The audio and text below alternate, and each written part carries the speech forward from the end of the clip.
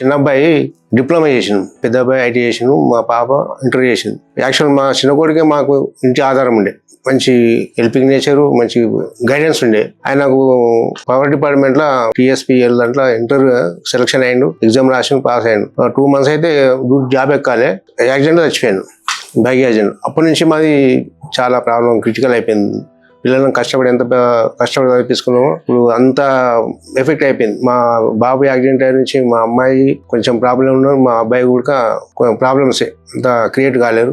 ఏది ఇప్పుడు నేను కూడా సెక్యూరిటీ ఉద్యోగం చేసుకుంటా మా ఫ్యామిలీ నడిపించుకుంటూ, మా అబ్బాయితోనే మా చిన్న అబ్బాయితోనే చాలా ప్రాబ్లం క్రియేట్ అయింది. అంతకుముందు బాగానే ఉన్నాం, మా పిల్లలు చదువుకోరు కదా, కంప్లీట్ అయిపోయింది కదా, మంచి భవిష్యత్తులో బాగుపడతామని అనుకున్నాం. కానీ అనుకోకుండా మా అబ్బాయితోనే చాలా ప్రాబ్లం అయింది సార్. నేను చిన్నప్పటి నుంచి అంటే ఫ్యామిలీ తరఫు నుంచి అంత నేను బాధపడలే, కానీ పిల్లలు చదివిపించి కష్టపడి చదివిపించి ఒక స్టెప్కి వచ్చిన తర్వాత మా అబ్బాయి అట్లా అయిపోయినడే మాకు చాలా ఈ 4 years ప్రాబ్లం ఉండే సార్.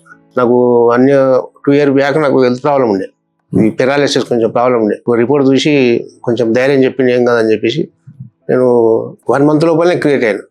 హాస్పిటల్ స్టాఫ్ కానీ మా సెక్యూరిటీ ఫీల్డ్ కానీ ఒక మానసికంగా ధైర్యం చెప్పేటోళ్ళు ఉన్నారు. నీకేం కాదు, ఈ విషయం ఇట్లా మేము అందరం ఉన్నామని చెప్పేసి అంత సపోర్టింగ్ గానే ఉన్నది. హాస్పిటల్ నుంచి మంచి గౌరవం ఉన్నది నాకు.